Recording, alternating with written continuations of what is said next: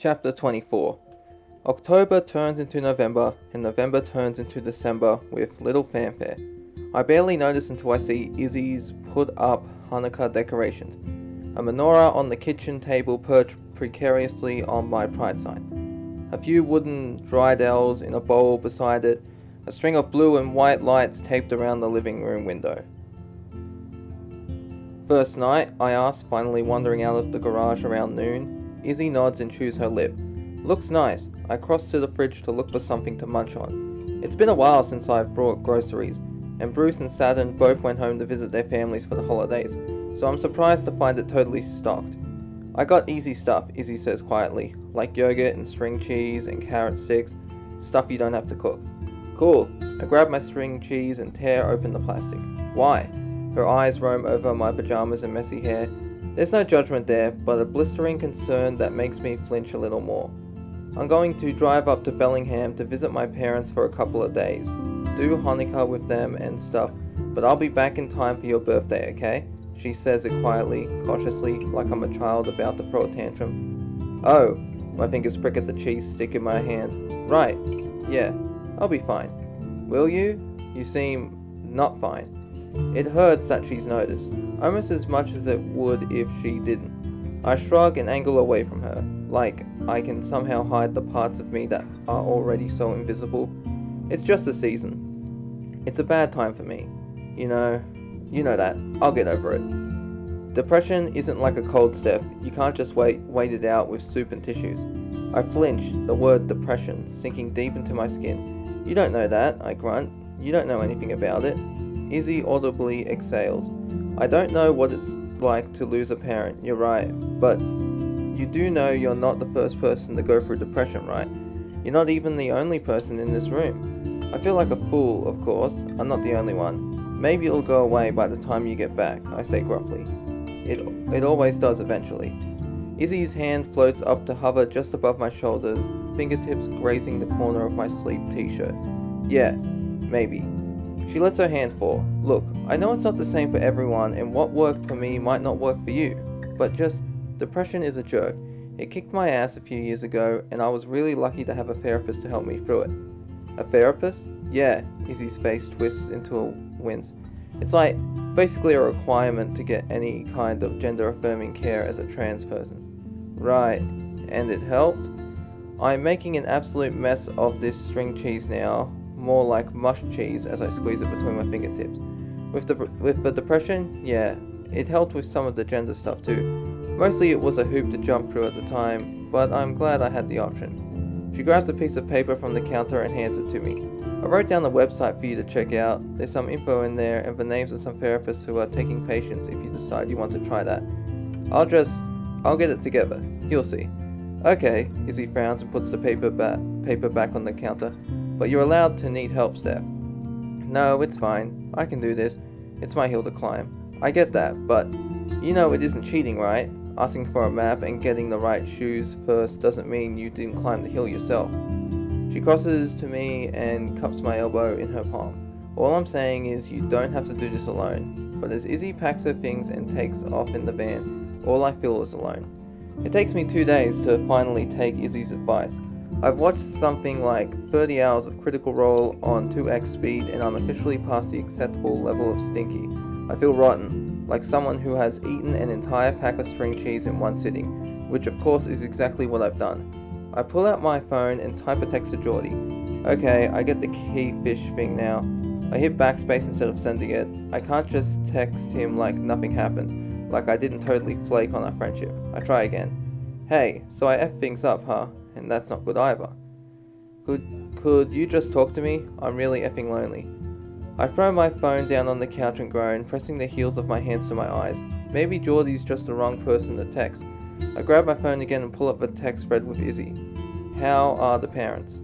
Oh, you know, overwhelming. Dad tried to bake gluten-free challah. Is that as gross as it sounds? Grosser. How are you? Everything okay? A sigh rips through me. I know if I'm honest, it'll only make her feel guilty for leaving. She'll get back in the van and drive all the way home without stopping, and I won't even have to ask her. But there's a part of me that isn't sure being sad with her would be any better than being sad alone. Because it's not Izzy I miss, it's Mum. rootin' tootin'? Literally. I've been experimenting with dairy. Did you know that string cheese makes a great improvised spoon for yogurt?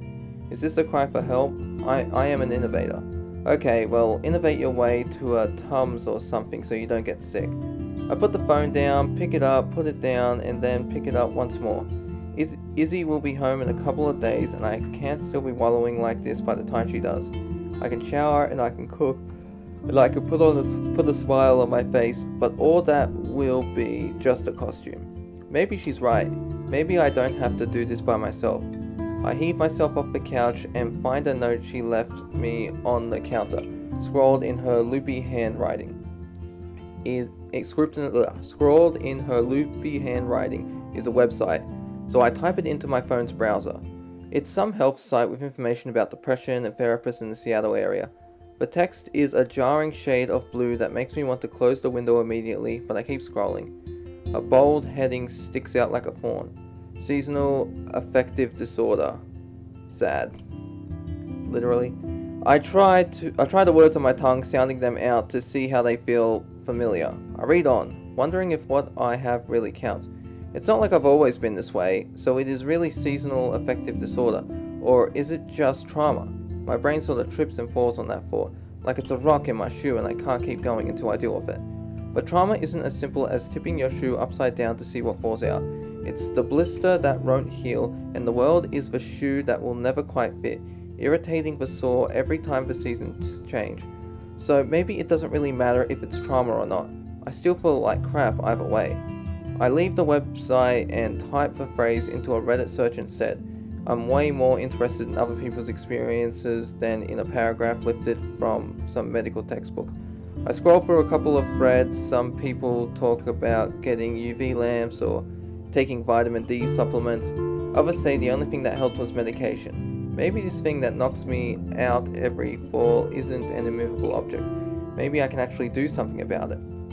The second I think it, guilt climbs into my throat, hot and suffocating, like my body is rejecting the idea entirely. Because yeah, I could get a special lamp or a therapist or a prescription, and maybe I'll stop feeling so wretched. But if I stop feeling this, if I stop missing Mom, then isn't that just like another death? I feel the sob rise in me, raw and ragged. It drags up my throat like sandpaper. I think about texting Izzy and asking her to come home. I think about texting Dad or Geordie or Leah. Hell, I even think about texting Chloe. It's been years, but she was there when the storm hit, so maybe she'll get it. Before I can make any conscious decision, a notification pops up in the Reddit app.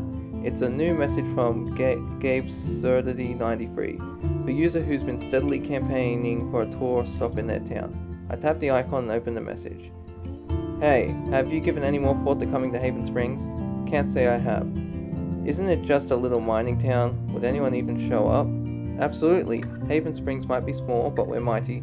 And loud. And we love drugstore makeup. I sink down into a chair at the kitchen table. I want to be able to tell this person yes. I want to be able to make someone happy today, even if it's just a random stranger in a random town. I'm Gabe, by the way. I knew it was Gabe. Steph, but I guess you already knew that. Nice to meet you, Steph. So what's the deal, Gabe? Why so into getting us to play? You some kind of super fan or something? I mean, sure, I'm a fan, but really I just love music. We don't get a lot of live music out here, and I guess I thought it would be neat. Neat? Huh. Yeah, I guess I sound like an old fogey, but I don't know. My sister and I used to have the best time listening to records together, and I think it would be cool to make that kind of moment for this town I love. That's actually very sweet. So you'll do it? I lean back and stare at the ceiling as I listen to the patter of rain against the roof, against the windows, against the concrete outside. Eventually, I look back at my phone and the empty message bar and I type, Hey Gabe, is it raining right now in Haven Springs? Nope. Why? Just think I could use some clearer skies. Does that mean what I think it means? Doesn't mean anything. Yet. And I know I have to talk it over with Izzy, convince her we should do it. But me? I've already made up my mind. Winter. Chapter 25. 2017 comes to an end, not with a bang, but with a frenzy of last-minute planning. Our tour is a little over a month away, and there's so much more to do than I expected. It's a good thing, really. It keeps me too occupied to focus on the weather.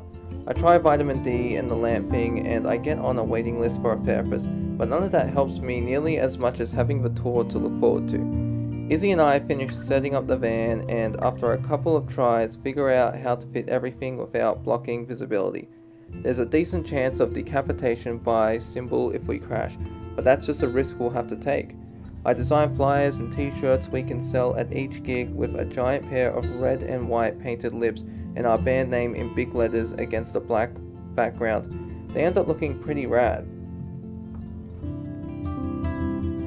I set aside a couple of dad and it's four. Sorry. I set aside a couple for Dad and Renee.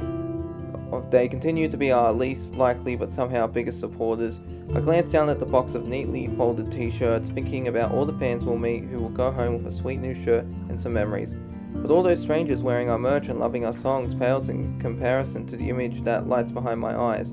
Geordie, Ollie, Leah, all standing in the front row, hands raised towards the stage, rocking out along with us. I wonder if they'll even come to our kickoff gig on February 13th. Then I decide to stop wondering. I rifle through the t-shirts and grab a medium for Geordie and an extra large for Ollie. It's not exactly an olive branch, but it's what I've got. It doesn't take long to get to Geordie's apartment, which is a pity because I could use more time to sort through what I'm going to say. I pause outside before deciding to do another lap around the block and really get my thoughts in order. So I turn around and wham! Smack directly into the one and only Geordie Abdullah. Okay, well, ow, he says, rubbing his shoulder where it hit my jaw. Steph? Hey, hi. I clutch the shirt to my chest and avert my eyes. Fancier seeing you here. This is my apartment, Steph. So it is. Geordie furrows his brow and eyes me up with a searching gaze. Did you want to come up or just passing by? I nod. Yeah, if you'll have me. You weirdo. Geordie slings an arm around my shoulder and drags me towards the door. After we climb the 3 flights of stairs to his apartment, he takes off his shoes and makes for the kitchen, leaving me alone in the living room. I've been here what feels like 100 times, and it wasn't that long ago that it felt like a second home. Now I feel like a trespasser. Like I don't really deserve to feel comfortable in a space that isn't mine. So what's up, Steph? Geordie plops a bowl of chips between us, barbecue, his favourite flavour, and settles down on the floor. He has a perfectly good couch, but Geordie's always been a floor sitter. Maybe it's because he's usually hosting a handful of people and all the couch spots are taken up. So it's become a habit, but I think he just likes to stretch out his legs. I owe you a massive apology, I say in a rush, as I join him on the throw rug. Geordie shrugs. I don't know about massive, but go on. I totally ghosted on our friendship, and I don't really have a good reason. I wasn't even busy, just sad and a little effed up. As far as apologies goes, this isn't one for the books, and I know it. I should have told you what was going on and trusted our friendship. I really care about you, and I know you care well. At least you did care about me, and I should have just been honest with you. Okay, well, first of all, you're not like obliged to tell me stuff. You know that, right? Like our friendship doesn't hinge on your willingness to tell me every little thing about your life. He takes a chip and turns it over in his hands, spreading barbecue dust across his fingers. But you can tell me stuff. If something's going on with you, I want to know. But not in a weird, pressury way. So you're not mad at me? I mean, I'm not mad. It sucks that you bailed. He leans back and tips his head against the sofa cushion. It felt like you ditched me for your girlfriend, basically. I want to argue with him, tell him that's not how it is. Izzy's not just my girlfriend, but she's also my bandmate and my roommate, and, well, that's exactly how it goes, I guess. How it is, I guess. Sometimes it feels like as an ace person, I'm like an ace person, what? I'm like a waypoint for my friends, a rest stop to hang out in until they find their person. It's like I'm a bench warmer until you find someone better. I know that's not how you meant to feel, but that's just how it goes for me. All through college, I was just that friend people had until they found a partner, and then I'd get left behind. Oh man, that sucks. And you're right, that's not how I meant to make you feel, but that doesn't really fix it. Geordie shrugs. You are one of my best friends, Steph, and I like having you in my life. Just because you have Izzy and I have Ollie doesn't mean we aren't still us, you know? And yeah, I got other friends, but you're one of a kind. Aw, wholesome. I nudge his arm with mine. He turns and the smile on his face looks genuine. I guess I'm not really mad and more just kind of hurt, like maybe you stopped wanting me around? My chest tightens and I bring my knees up closer to my body so I can rest my chin in the divot between them. More like the opposite. How so? I knew I'd have to say it eventually, but I just thought when I did it would feel scarier. And maybe it's because it's Geordie, not Izzy, who's asking. Yeah, he's known me for years, but for some reason it just feels like less pressure. Probably because I don't live with him. He's removed from the situation in a way that Izzy can't be. Have you heard of seasonal affective disorder? Sad? Yeah, I knew it was sad. Yeah, my cousin Jamel has that. He moved to California as soon as he turned 18, so he wouldn't have to deal with it. And suddenly it feels so much lighter. There's a person like me, a person with a name, a person Geordie knows. Okay, yeah, so I get in a funk every fall, and whether or not it's true, I start to feel like I'm a bummer to be around. Sometimes I push through it, and sometimes, well, you get the idea. Oof, okay. Yeah, I still don't really know what to do about it, or how much of it is actually sad, and how much of it is just I trail off, unable to give a voice to all my baggage. It still feels so heavy, so overwhelming to unpack. I get it. Geordie lets his knee knock against mine. Whatever it is, you know you're never a bummer to me, right? Even when I'm grumpy? Even when you're grumpy? Even if I suck at talking about my feelings? Even then? Even if I eat this whole bowl of chips and don't leave you any? Geordie, gasp, diabolical. I stretch my legs beneath the coffee table and pick up the t-shirt sitting beside me. I don't know if you and Ollie are available, but Izzy and I are kicking off our tour with a Seattle show. It would be neat if you could come. Oh my god, Steph, did you design these? He holds one up against his chest and makes a blue steel model face. How do I look? Oh, what was that movie? Ben Stiller, I know the reference, Blue Steel. He wipes his mouth, getting even more chip dust on his chin, and says, "Want to hang out for a while? Critical Role started their new campaign last week, and this one's got lesbians." Oh, because that's what every Critical Role game needs, lesbians. Say no more, I'm in. Geordie grabs his laptop. I sat in beside him for an afternoon of adventure, and finally my smile feels like it fits. There's one more apology I need to make. So on my way home, I dip into a grocery store and grab a bouquet of pink and yellow flowers and a bottle of wine. Izzy spent her birthday with her parents, so we didn't really do anything. I don't think she expected much, since we've been spending almost every waking hour prepping for our tour, but that will hopefully make this an extra surprise. When I get home, the sun has already set, and Izzy is curled up on the couch with a copy of Milk and Honey by Rupi Kaur propped open on her chest. Her eyes are closed and the lightest of snores blows her bangs up and out every few seconds.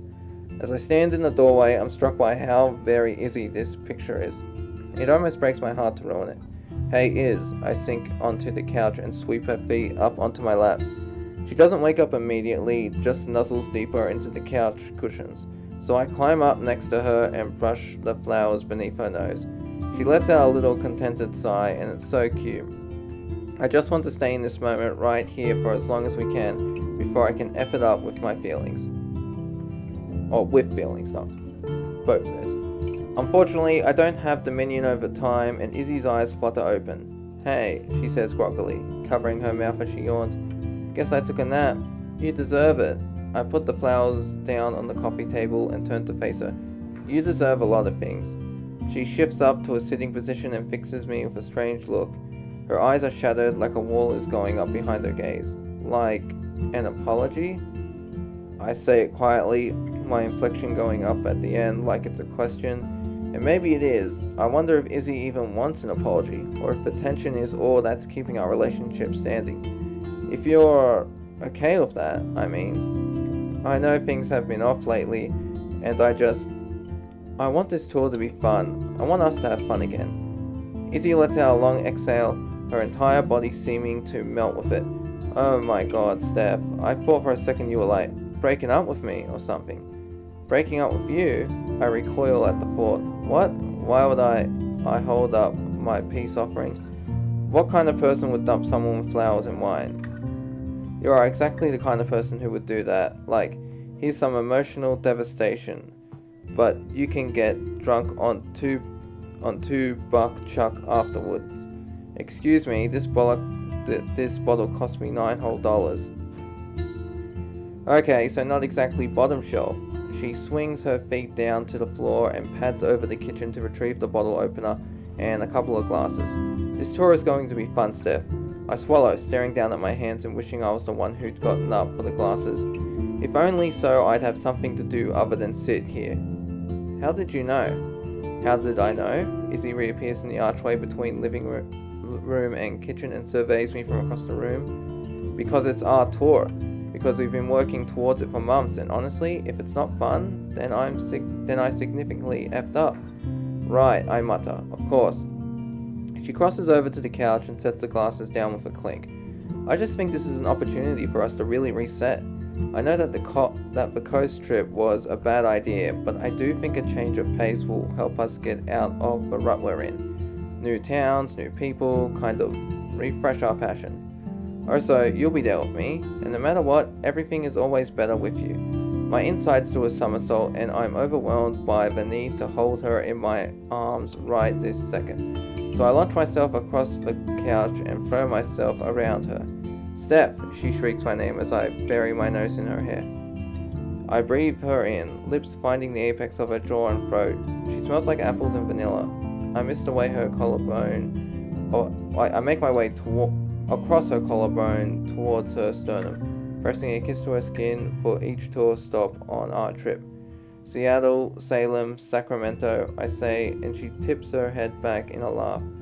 Reno, Salt Lake, Haven Springs, Denver, Omaha, and then back home. I circle up and rest my lips against hers, a slow, lazy kiss.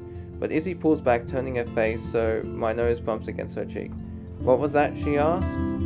What? Is my breath bad or something? I breathe into my palm and try to sniff it. I ate a ton of barbecue chips at Geordie's. No, your breath is fine. Although, yeah, barbecue-y. I meant, what was the extra city? Haven something? I sit back on my heels. Haven Springs. Yeah, that's not in the lineup. I thought we were going straight from Salt Lake to Denver. Oh, yeah, I was thinking of adding it, I say, averting my eyes. We've got a pretty dedicated fan base there, actually. And since we have, like, almost 2 weeks between Salt Lake and Denver, I figure it wouldn't hurt to slot in another show. Huh, I guess that makes sense. Izzy pulls her hair back and away from her face, then lets it all drop again, fluffy and soft. Wish you'd told me about it. Sorry, I thought I had. The lie slips from my lips so easily as a kiss. It's just, I think we should stick to big cities, you know, the places that will really draw a crowd. I shrug, still keeping my eyes glued to the floor. Oh, yeah, okay. I don't have it in me to fight this fight. I know Izzy's in this for the exposure, for the prestige, for the industry people we'll meet along the way, and me, I'm in it for Izzy. But I thought, maybe, I could have this little one fig that was just for me. This one guy, Gabe, who likes his town so much he practically begged us to go there so they can experience our music. It feels like a weird thing me and Chloe might have done when we were kids back in Arcadia Bay.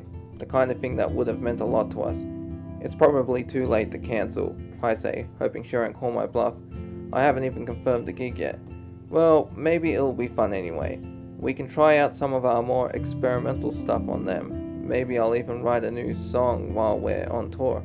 Yeah? I ask, hope a bubble in my throat. It's been months since Izzy's written anything new, and it occurs to me that maybe my moods are impacting her too. That maybe the trip to the coast wasn't really about cheering me up, but cheering her up. Guilt piles up in my stomach, hot and angry, but before I can do anything with it, Izzy leans into me, fingers curling around the fabric of my flannel as she tugs me closer. I come crashing down towards her, and as she rolls me over to flip our positions, my foot snags on the coffee table and sends it and everything on it toppling to the ground. Ah! Izzy lunges forward, but it's too late. The sound of glass breaking wrecks the moment as the wine glass shatters against the ground. F. I sit up, snaking my arm around Izzy's waist. Oops. Guess we'll have to drink our wine out of mugs, or straight from the bottle. Steph, she nudges me, but her smile is wide and bright. It's a welcome sight. Between the two of us, there hasn't been much in the way of smiling lately, and I can't help but lean forward to kiss it. When Izzy pulls back, she slowly traces the outline of my face, tucking a few strands of hair behind my ear. Hey, I love you, she says. And when I say it back, the words are honest in a way that wrecks me just a little, because I'm beginning to worry that maybe love just isn't enough.